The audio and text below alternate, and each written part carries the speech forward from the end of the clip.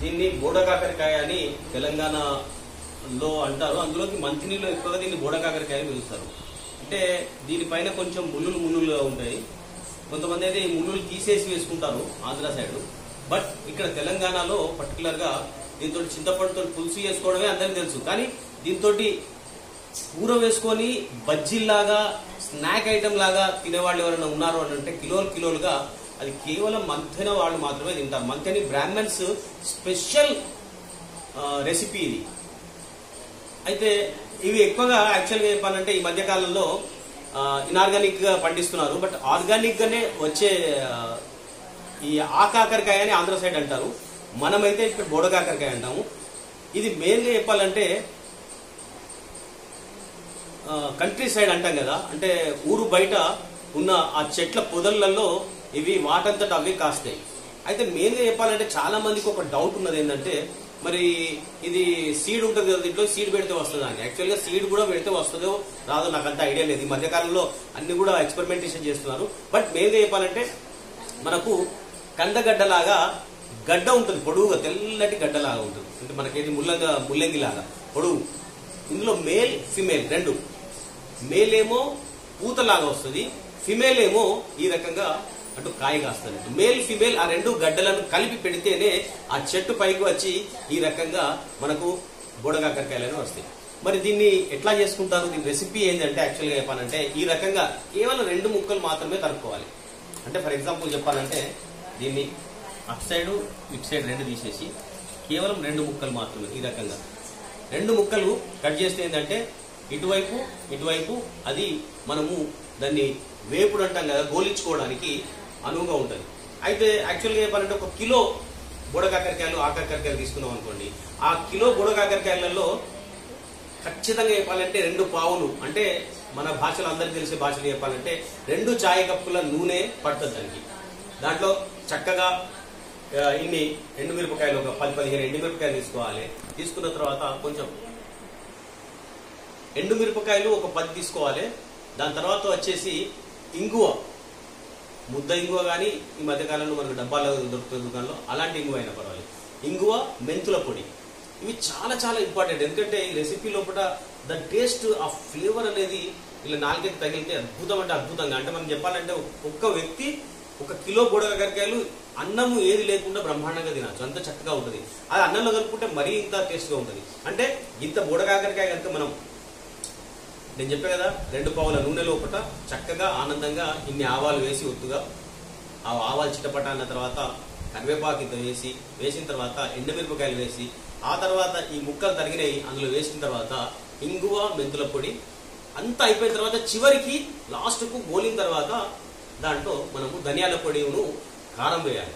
కారం వేసిన తర్వాత దాన్ని కేవలం దించి ఇక ఆ వాసనకు మనకు అనిపిస్తుంది కదా, అంటే యాక్చువల్గా చెప్పాలంటే ఒక స్వర్గధామం అంటాం కదా, స్వర్గధామము ఎట్లా ఉందో తెలియదు కానీ అలాంటి ఫీలింగ్ అనేది వచ్చేస్తుంది. తింటుంటేనైతే ఇక బ్రహ్మాండం అంటే బ్రహ్మాండం. అంటే ఇంత కూర కనుక వేసుకుంటే ఇంత అన్నంలో ఇంత కూర కలుపుకొని మనం తినచ్చు. అంటే అంత చక్కగా ఆనందంగా ఒక 10-15 మంది 1 కిలో కూరతో ఎంజాయ్ చేయొచ్చు.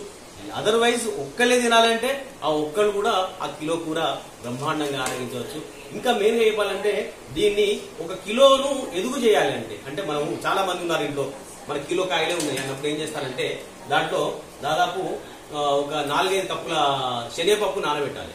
నానబెట్టిన తర్వాత చక్కగా నానిన తర్వాత వాటిని ఆ శనగపప్పును ఈ కూర లోపల గోలిచ్చి వేస్తారు. అంటే మామూలుగా చల్లడం కాదు, యాక్చువల్గా ఆ శనగపప్పును మొత్తం నీళ్లు లేకుండా చేసేసి దాన్ని చక్కగా ఆనందంగా గోలిచ్చి ఆ శనగపప్పును కనుక దీంట్లో వేసుకొని ఆ కూరను ఆరగిస్తూ ఉంటది కదా. అంటే నిజంగా చెప్పాలంటే ఇది కేవలం మంత్లీలో ఇవి సీజన్ లో యాక్చువల్గా చెప్పాలంటే మనకు 40, 50, 60 రూపాయలకు మాత్రమే దొరుకుతాయి ఈ మధ్య కాలంలో. ఒకప్పుడు మా చిన్నప్పుడు అంటే 5-10 రూపాయలు కూడా దొరికేది.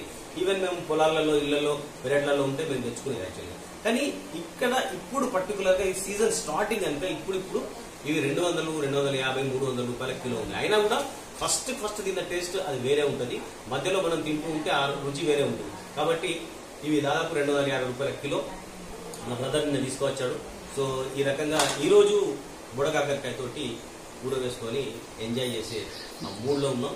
దీంట్లో విజయ్, దీంట్లో కూడా తెల్ల కాకరకాయలు నల్ల కాకరకాయలు మిక్సింగ్ తోటి వేస్తారు ఎదుగుదలకు. యాక్చువల్ గా అబ్సల్యూట్లీ. బట్ ఒక్కటి మీరు చెప్పినట్టుగా తెల్ల కాకరకాయ కానీ లేదంటే దడి కాకరకాయ కానీ అవి రెండు మాత్రమే కలపాలి. బెండకాయ మాత్రం ఎట్టి పరిస్థితుల్లో కూడా కాకరకాయలో కానీ ఆ కాకరకాయలో మాత్రం ఎట్టి పరిస్థితుల్లో కలపద్దు. ఎందుకంటే అది విషపూరితం అంటే మనిషి చావడం కాదు, మనిషి లోపల ఇండైజెషన్ ప్రాబ్లమ్స్ చాలా వస్తాయని మనకు సైంటిస్టులు చెప్తున్నారు, మన వాళ్ళు కూడా వెనుక నుంచి చెప్పారు. ఇంకొక మెయిన్ ఇంపార్టెంట్ థింగ్ ఏంటంటే మనము నల్ల కాకరకాయ అంటాం కదా, నల్ల కాకరకాయ తెల్ల కాకరకాయని దాన్ని తోటి పంచామృతం కూడా చేసుకుంటారు. బెల్లం, చింతపండు, నువ్వుల పొడి, ఉప్పు, కారం, పచ్చిమిరపకాయలు వేసి దీంతో తర్వాత మన దరి కాకరకాయతోటి పంచామృతం చేస్తారు. మెయిన్గా చెప్పండి, పంచామృతం ఎప్పుడు చేస్తారంటే పొలాల అమావాస్య రోజు చేస్తారు. ఆ తర్వాత ప్రతి తద్దినంలో కూడా మంత్రిలో ఆల్మోస్ట్ ఈ యొక్క పక్వ పదార్థం అన్నట్టు పంచామృతం అంటే దేవునికి వేసే పంచామృతాలు వేలు, అవి పెరుగు, పాలు, తేనె, ఆ తర్వాత శర్కర లేకుంటే బెల్లం, ఈ రకంగా నెయ్యి, అది వేసే పంచామృతం వేరు. ఈ పంచామృతంలో నేను చెప్పినట్టుగా బెల్లం, చింతపండు, కారం, ఉప్పు, పచ్చిమిరపకాయలు ఈ రకంగా వేసి పంచామృతం చేసుకుంటారు. అది కూడా బ్రహ్మాండంగా ఉంటుంది. నిజంగా చెప్పాలంటే ఇలా తీసుకొని నాకితే కనుక ఆహాహాహాహాహా ఆ రుచి ఆనందానికి అవధులు ఉండవు. కేవలం గతంలో ఈ యొక్క బుడకాకరకాయ పొలాల అమావాస్య అప్పటి నుండి గణపతులు అయిపోయే వరకు వచ్చేటి. మరి కాలమాన పరిస్థితులను బట్టి ఇది 365 రోజులు దొరికే పరిస్థితి ఏర్పడబడ్డది. ఎందుకంటే యాక్చువల్గా చెప్పాలంటే ఇది దేశీకాయ అంటారు. ఇదే సైజు ఉంటుంది యాక్చువల్గా, ఇంతకంటే పెద్దగా ఉండదు యాక్చువల్గా దడికి కాసేది. అది మాత్రమే టేస్ట్ ఉంటుంది. బట్ ఈ మధ్యకాలంలో మీరు చెప్పినట్టుగా కొంచెం ఈ రకంగా కూడా కాయిస్తున్నారు. అంటే దాని అర్థం ఏంటంటే మీరు చెప్పినట్టుగా ఎన్నో ఎక్స్పెరిమెంట్ సైంటిఫికల్ గా చాలా డెవలప్మెంట్స్ వచ్చినాయి కాబట్టి సీజన్ అన్ సీజన్ అనేది లేకుండా ప్రతి కాయను ప్రతి పండును కూడా పండిస్తున్నారు. మీరు చెప్పినట్టుగా యాక్చువల్ గా బెంగాలీలో మనకు సీజన్ లో ఇది కాస్తే అది అన్ సీజన్ లో, అంటే మీరు చెప్పినట్టుగా జ్యేష్టం, ఆషాఢం, శ్రావణం, భాద్రపదం ఈ యొక్క 4 నెలలలో మనకు బుడకాకరకాయలకి మనకు ఈ సీజన్ గా దొరుకుతాయి వర్షం పడ్డప్పుడు. కానీ బెంగాలీలో అన్ సీజన్ లో ఎండాకాలం కూడా దొరుకుతాయి, కానీ ఇంత ఉంటాయి. దాంట్లో విత్తులు చాలా సన్నగా ఉంటాయి, బట్ అదంత టేస్ట్ గా ఉండవు యాక్చువల్గా. సో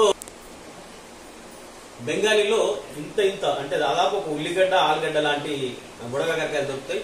బట్ అవి ఎందుకో రుచి పచ్చి ఉండవు, అవి గోలించడానికి కూడా మెత్తగా పిండి లాగా అవుతాయి అవి. బట్ అదొక రకమైన different taste. So different atmosphere లో డిఫరెంట్ వెరైటీ మనకు వెజిటేబుల్స్ దొరుకుతాయి. నెక్స్ట్ ఇంకొక ఐటమ్ తోటి మళ్ళా మీ ముందుకు వస్తాం. ఎందుకంటే మన మంత్లీ ఎన్నో బ్యూటిఫుల్ రెసిపీస్, అందమైన అద్భుతమైన మన ట్రెడిషనల్ ఫుడ్ ఐటమ్స్ చాలా ఉన్నాయి. ఆ అన్నిటిని కూడా ఇంట్రడ్యూస్ చేసే ప్రయత్నం చేస్తాం. ఫ్యూచర్ లో మరిన్ని వీడియోలతోటి మరిన్ని రెసిపీస్ తోటి ముందుకు వచ్చే ప్రయత్నం చేస్తాం. అంతవరకు సెలవు, ధన్యవాదాలు, thank you very much. Over to Sai Srinivas Manthani.